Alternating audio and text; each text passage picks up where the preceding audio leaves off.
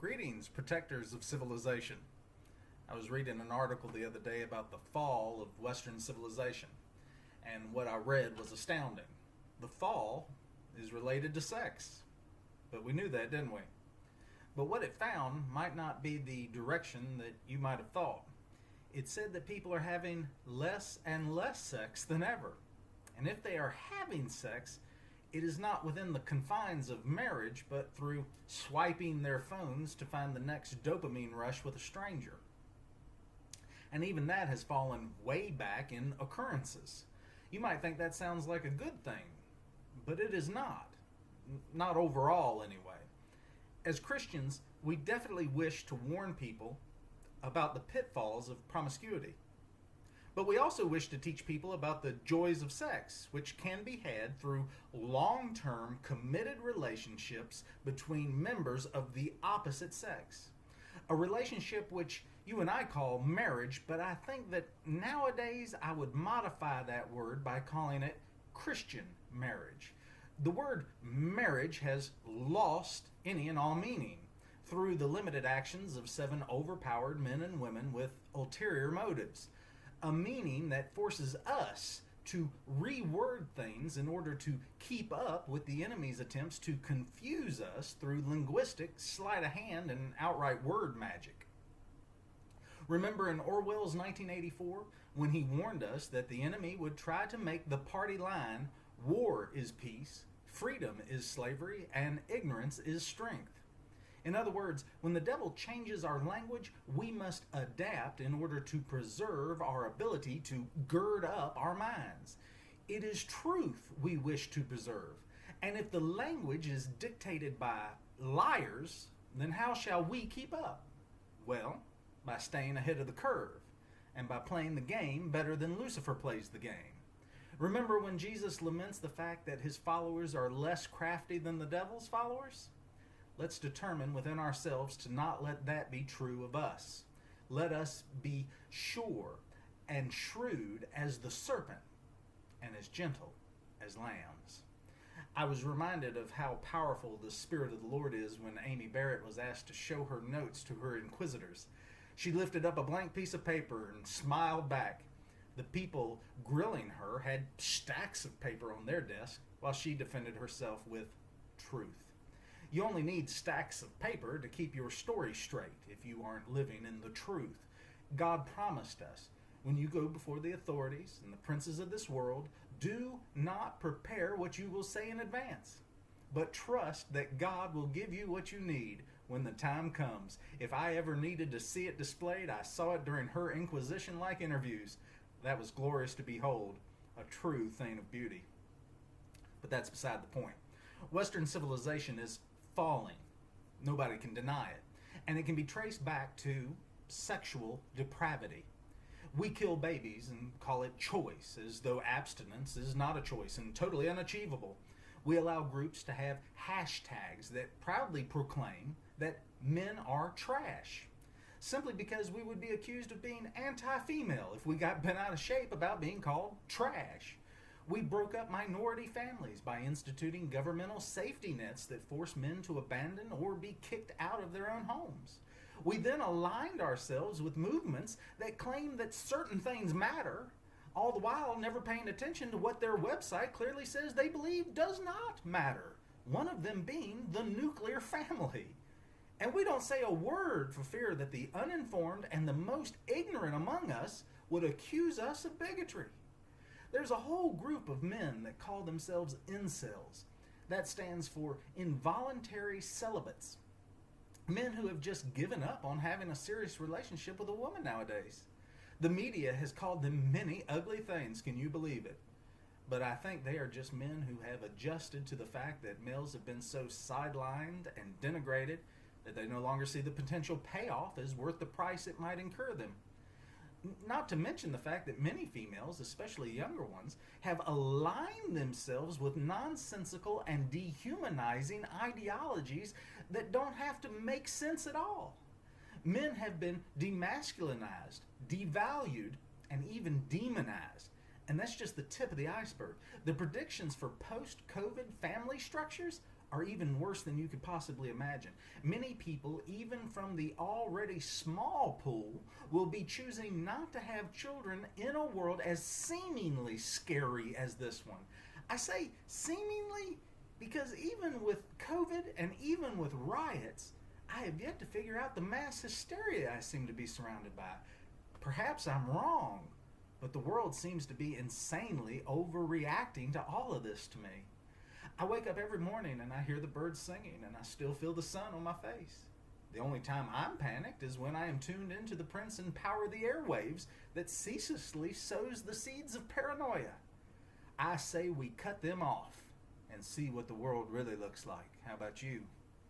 In a world of no-fault divorce, where statistically the judicial system favors the female, why would any man risk having their children, half their livelihoods, and their peace taken from them for the moment someone decided it was over? One accusation, false or true, can ruin someone's entire future and destroy their lives. Doesn't matter one bit if the newspaper puts a correction on today's last page of yesterday's front page crucifixion. We have strayed from a society of innocent till proven guilty into a society of guilty on all accounts based on your race and gender. And that doesn't even cover the real problem of pornography. The following abstract was copied from the U.S. National Library of Medicine.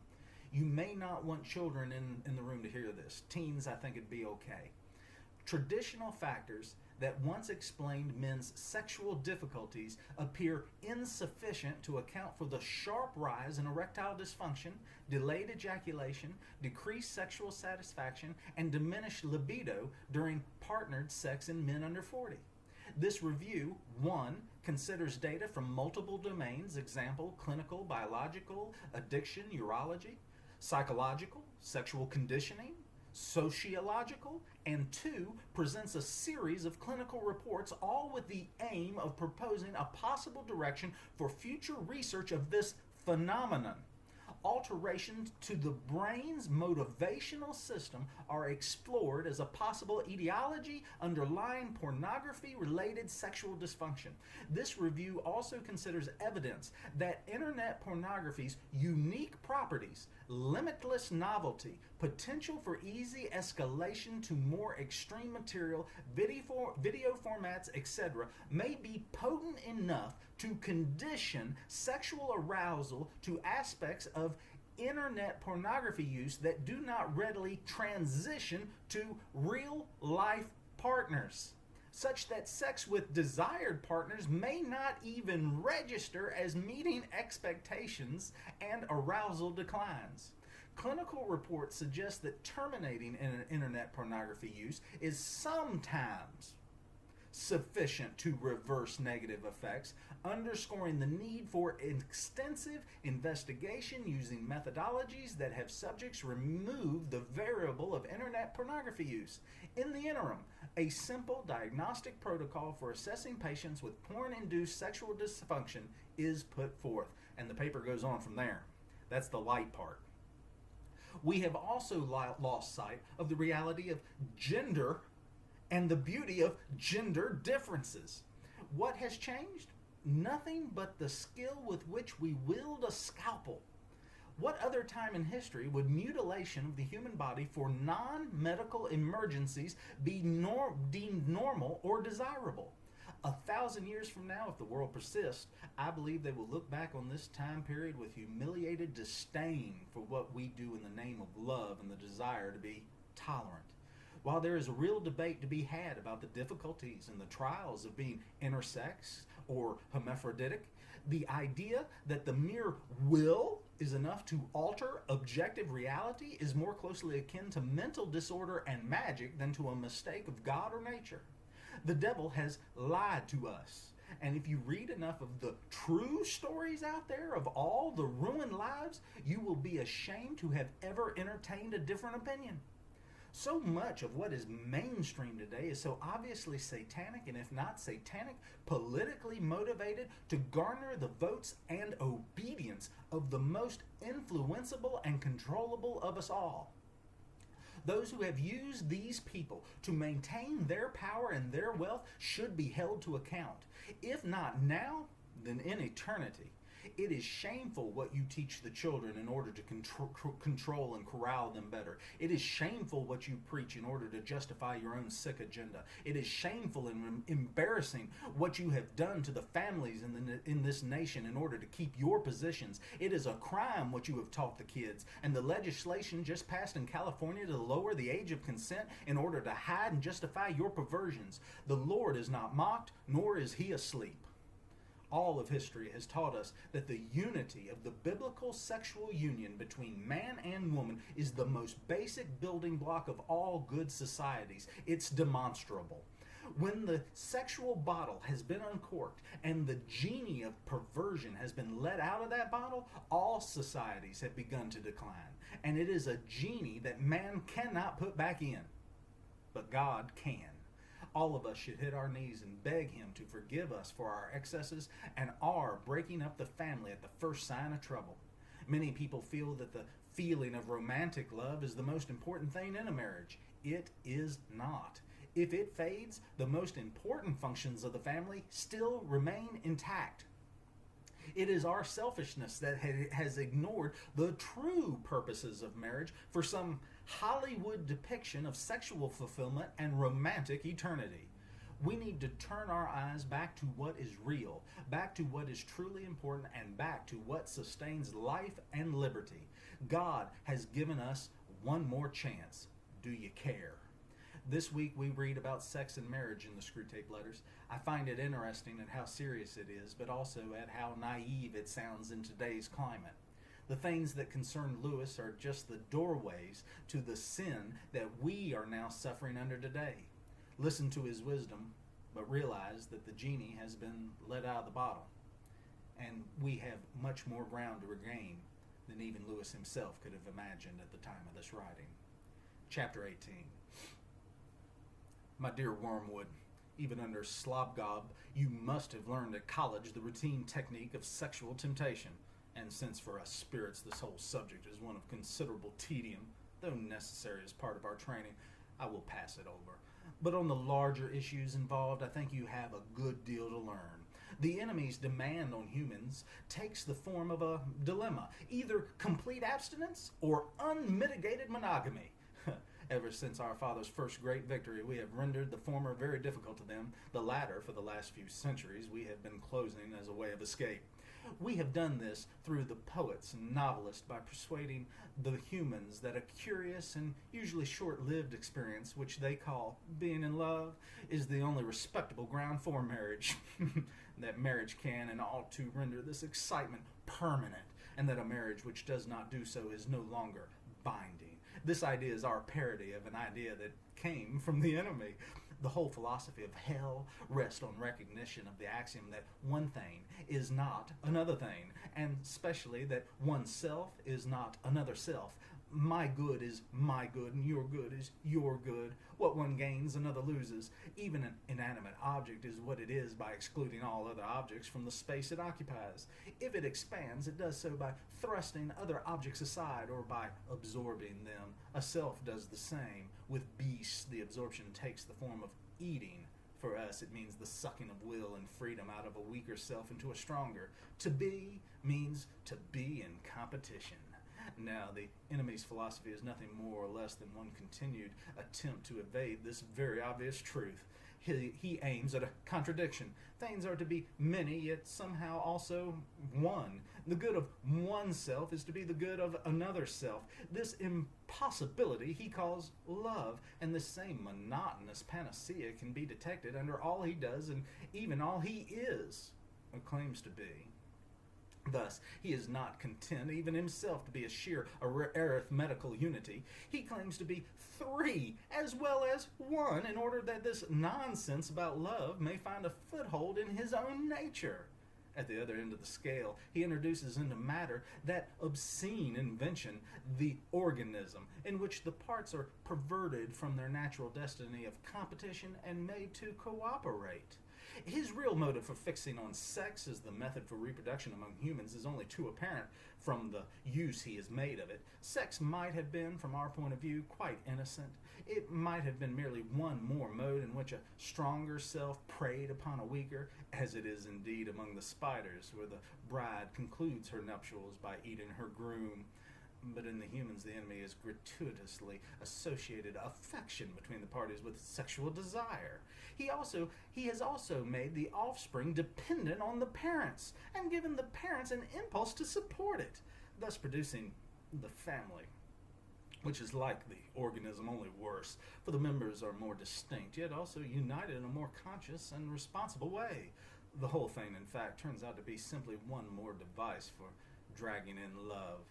Now comes the joke. The enemy described a marriage couple as one flesh. He did not say a happily married couple or a couple who married because they were in love, but you can make the humans ignore that. You can also make them forget that the man they call Paul did not confine it to married couples. Mere copulation for him makes one flesh. You can thus get the humans to accept as rhetorical eulogies of being in love what were in fact plain descriptions of the real significance of sexual intercourse. The truth is that wherever a man lies with a woman, there, whether they like it or not, a transcendental relationship is set up between them which must be eternally enjoyed or eternally endured. From the true statement that this transcendental relationship was intended to produce, and if obediently entered into, too often will produce, affection in the family, humans can be made to infer the false belief that the blend of affection, fear, and desire which they call being in love is the only thing that makes marriage either happy or holy. The error is easy to produce because being in love does very often in Western Europe precede marriages which are made in obedience to the enemy's designs, that is, with the intention of fidelity, fertility, and goodwill, just as religious emotion very often, but not always, attends conversion. In other words, the humans are to be encouraged to regard as the basis for marriage a highly colored and distorted version of something the enemy really promises as its results. Two advantages follow. In the first place, humans who have not the gift of continence can be deterred from seeking marriage as a solution because they do not find themselves in love. And thanks to us, the idea of marrying with any other motive seems to them low and cynical. Yes, they think that. They regard the intention of loyalty to be a partnership for mutual help, for the preservation of chastity, and for the transmission of life as something lower than a storm of emotion. Don't neglect to make your man think that the marriage service very offensive. In the second place, any sexual infatuation, whatever, so long as it intends marriage, will be regarded as love, and love will be held to excuse a man from all the guilt and to protect him from all the consequences if marrying a heathen, a fool, or a wanton. But more of this in my next.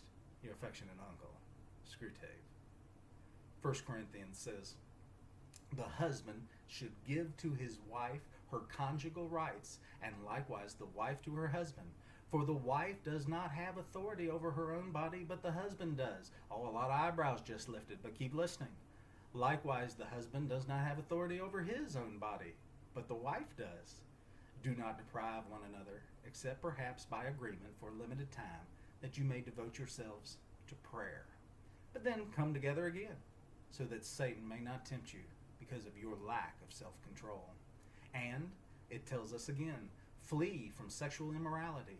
Every other sin a person commits is outside the body, but the sexually immoral person sins against his own body.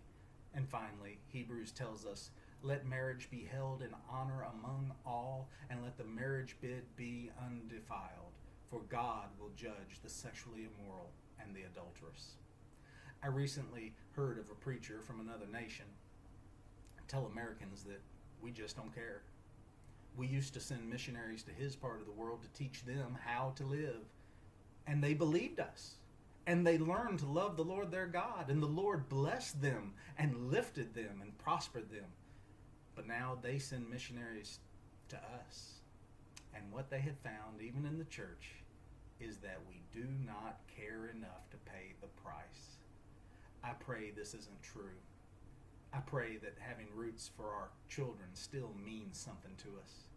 I pray that our sexual desires have not eclipsed all the other more important things in life, liberty, and the pursuit of happiness. I pray that the porn shop in every hand and every household hasn't broken our young men and stolen their ability to enjoy a decent and healthy sex life. I pray that the fourth wave feminists haven't corrupted our young girls to the point that the glory of motherhood is now abhorrent to them. I pray that we haven't dismembered too many people for believing in a lie. I pray a lot of things, but mostly I pray that we care. There are some things worth standing on. There are some things worth dying for. Do you care? God bless. Go kiss your spouse and tell them you love them.